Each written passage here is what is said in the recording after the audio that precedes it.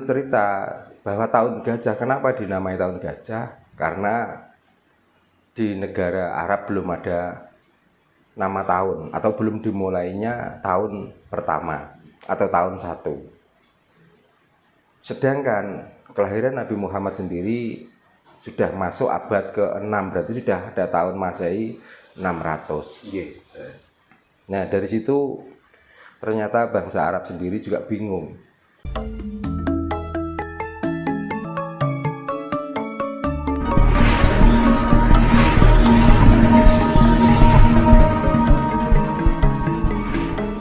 Ini berkaitan dengan Isra Mi'raj, Pak. Kita kan kemarin baru saja umat Islam merayakan Isra Mi'raj. Padahal di Arab sendiri, Pak, terkait Isra Mi'raj itu tidak pernah untuk dirayakan.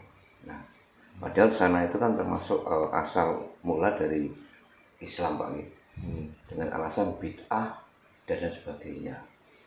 Nah, poin yang pertama, kenapa di negara kita itu justru malah pesta, kadang ada acara semacam ceramah agama atau pengajian umum, intinya itu untuk merayakan Isra Mi'raj. Nah, ini yang pertama, Pak Daroni. Terus yang kedua, kalau menurut orang Jawa sendiri, Pak, terkait Isra Mi'raj itu sebenarnya apa sih, Pak Daroni? Monggo, Pak, saged dijelaskan, Pak. Ya, sugeng sonten sugeng pinanggih wonten ing channel Surya Alam. Sederek datang pundi kemawon.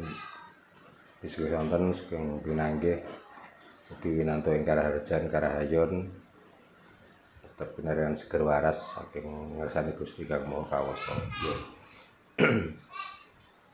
Terkait kalian syariat saking agama wonten ing lebete wulan Rejab kepungkur atau bulan Rejab yang telah lewat, umat Islam utamanya di Nusantara merayakan malam atau hari Isra Mi'raj. Isra Mi'raj adalah cerita Nabi melakukan perjalanan dari Masjidil Haram menuju ke Masjidil Aqsa dan dilanjutkan ke Sidratul Muntaha atau langit Sab-7 menurut pemahaman Islam. Maka seluruh umat Islam yang beraliran apapun, baik Nahdlatul Ulama maupun Muhammadiyah maupun apa saja, semuanya pada tanggal 27 Rajab, entah itu beramai-ramai, entah itu sekedar merayakan, yang penting pada tanggal 27 Rajab mengadakan peringatan Isra Mi'raj. Yang ditanyakan, di Nusantara selalu dirayakan, kenapa di negara Arab kok tidak dirayakan? Bukan Isra Mi'raj saja, Mas, bahkan waktu kelahiran Nabi pun di negara Arab itu juga tidak terkenal atau tidak pernah dengar orang yang merayakan hari kelahiran Nabi. Masalahnya orang yang berani menetapkan kelahiran Nabi 12 Rabiul Awal itu hanya di Nusantara. Kalau di negara Arab itu masih banyak pertimbangan, karena sesuai dengan cerita yang tertulis di hadis bahwa yang dimaksud tanggal 12 Rabiul Awal yang dinamai tahun gajah itu juga bukan tahun 1 Hijriyah. Nah, menurut cerita bahwa tahun gajah, kenapa dinamai tahun gajah? Karena di negara Arab belum ada nama tahun atau belum dimulainya tahun pertama atau tahun 1. Sedangkan kelahiran Nabi Muhammad sendiri sudah masuk abad ke-6, berarti sudah ada tahun Masehi 600. Nah, dari situ ternyata bangsa Arab sendiri juga bingung. apakah benar pada kelahiran Nabi Muhammad itu ada peristiwa pasukan gajah yang dipimpin oleh Raja Abraha waktu itu datang ke Mekah untuk merusak Ka'bah? Karena cerita yang dipercayai oleh orang Nusantara bahwa kelahiran Nabi Muhammad bersamaan dengan datangnya pasukan gajah untuk merusak Ka'bah dengan membawa pasukan gajah itu, lalu datanglah pertolongan dari Allah, adanya burung ababil dan lain sebagainya. Di sisi lain, kelahiran Nabi Muhammad itu tidak ada peristiwa apa-apa. Nah, dari situlah maka orang Arab itu mencari kebenaran. Yang mana cerita ini yang benar? Karena apa? Karena cerita itu munculnya setelah 200 tahun Nabi Muhammad wafat. Ya, baru ada cerita itu. Lah orang Arab akhirnya bingung. Ini cerita diambil dari mana? Gitu. Dan itu sudah dipatenkan melalui hadis. Hadis itu cerita. Ya, dan cerita itu sudah dipatenkan, dibenarkan. Bagi orang-orang Arab yang asli akhirnya juga bingung. Maka daripada bingung, ada yang membuat keputusan atau hukum bahwa itu bid'ah. Dalam arti bid'ah itu dilarang karena apa? Ketidakjelasan informasi itu. Pun juga Isra Mi'raj. Karena waktu Isra Mi'raj, Nabi diperjalankan dari Masjidil Haram menuju ke Masjidil Aqsa.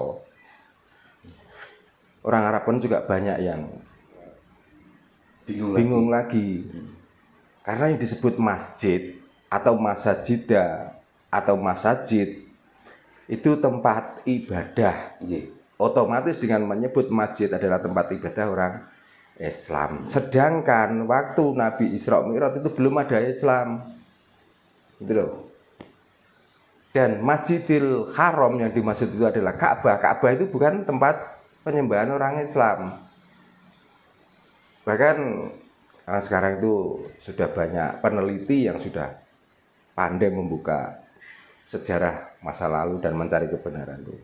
Dikatakan bahwa waktu itu yang berada di kota Mekah yang dinamakan Ka'bah itu adalah kuil penyembahan orang Hindu, tempat persembahan orang Hindu. Apakah itu yang dimaksud Masjidil Haram atau masjid terlarang itu? Jadi belum ada Islam, Pak. Belum ada Islam. Lalu berangkat ke Masjidil Aqsa, Aqsa Palestina atau di Bethlehem. Bethlehem pun waktu itu juga belum masjid. Nah, makanya melihat dari sejarah itu dan yang tertulis sampai saat ini itu, keakuratan cerita itu mungkin orang-orang itu sudah mulai sadar. Apakah memang cerita ini benar? Apakah cerita ini memang dibuat-buat? Makanya sekarang di Nusantara pun yang dulu 4 atau 5 tahun yang lalu atau 10 tahun yang lalu, begitu sudah masuk pada tanggal 27 Rajab, baik musola, baik masjid, baik per rumah itu kalau memperingati Isra Mi'raj itu besar-besaran. Tapi tahun-tahun ini mana? Kelihatannya sudah jarang toh. Mungkin sudah sadar, Pak. Ya kalau kalau sadar kenapa kok harus sekarang, kok nggak dulu-dulu, kok itu nggak dicari kebenaran itu. Ini loh. Makanya saya sudah sering ngomong, ya orang Nusantara ini karena kalau dengar cerita, nah cerita itu cerita halu, itu percayaannya luar biasa. Kepengen sok tahu, dan orang Nusantara ini orang keponan. Berarti dengan memperingati itu dan tidak bisa mencari kebenarannya, dan sejarah itu paling tidak itu meninggalkan bekas-bekas peristiwa. Mestinya begitu. Dengan tidak menemukan itu semua, akhirnya ya dengan sendirinya. Bagi orang yang masih ngotot dengan keegoannya, bagi orang yang masih ngotot dengan kepercayaannya, keyakinannya, masih mau memperingati, tapi bagi orang yang sudah mulai ragu, ya rasa-rasen, Merasa malu Pak ini. ya mudah-mudahan punya malu, gitu. Kenapa yang dihormati harus itu? Kenapa nggak pernah Pangeran Diponegoro? Kenapa nggak Pangeran Imam Bonjol? Padahal ini orang yang saya sebut tadi itu tokoh Nusantara, pahlawan nasional kita yang memerdekakan bangsa dan negara ini. Dan bukti peninggalannya ada. Bahkan tanggal tahunnya tercatat. Bahkan manuskrip lama itu masih mencatat dan bisa dibuktikan. Kenapa nggak itu yang dihormati? Kok kita selalu menghormati orang yang tidak pernah kita kenal pun hanya melalui cerita. Dan cerita pun itu harus dipaksa, harus percaya. Kok tiba-tiba ikut-ikutan, gitu loh. Seperti ini Mas ini. Ini air. Ya. Ini kalau saya melihat agama itu seperti itu kayaknya. Karena Mas ini juga nggak tahu asal mula air ini. Karena saya yang ngomong bahwa air ini bisa menyembuhkan segala macam penyakit. Dan Mas In saya paksa harus percaya. Entah ini bisa menyembuhkan atau tidak. Karena saya ngomong, mau nggak mau Mas In harus percaya. Nah, agama itu seperti itu. Tidak pernah menunjukkan ini. Nah, coba kalau ini air klub.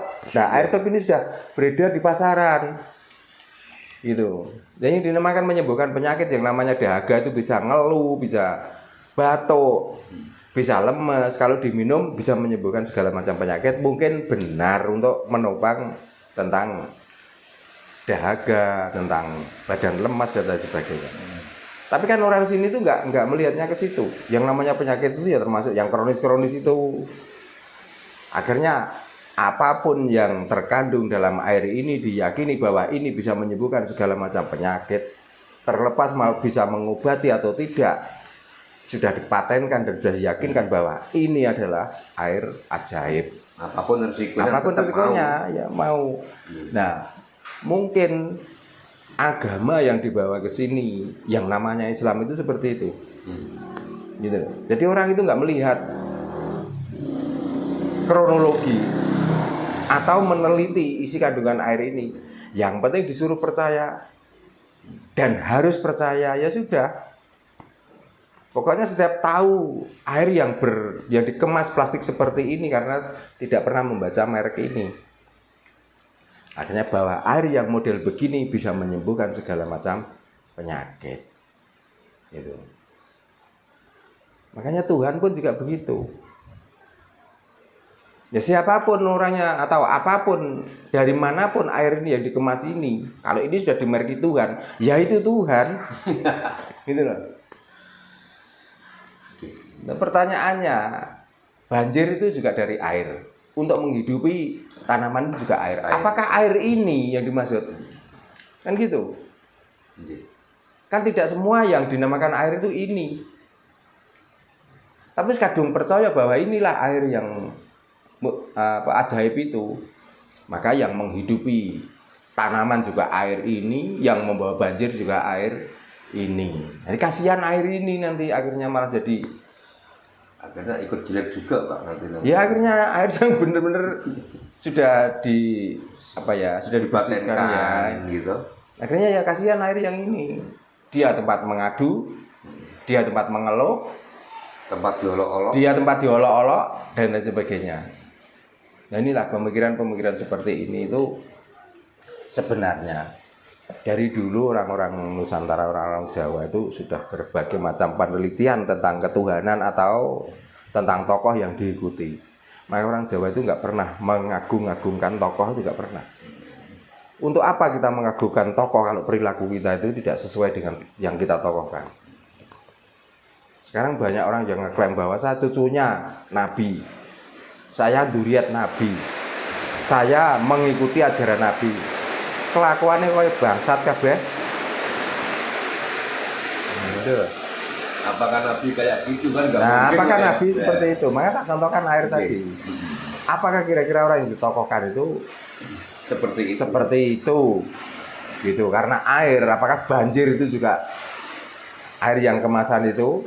Apakah yang menghidupi tanaman juga air yang dikemas itu? Gitu. Nah ini perlu pemikiran yang cerdas, perlu pemikiran yang waras. Supaya apa? Supaya kita itu tidak terlalu sudah terlanjur kita itu dibodoh-bodohi. Supaya kita itu agak waras sedikit, agak pinter sedikit. Ini loh. Kita itu punya bangsa sendiri, kita mempunyai leluhur sendiri. Kenapa kita selalu mengagung-agungkan bangsa orang lain? Kita selalu memuja-muja dengan tokoh bangsa lain. Kenapa?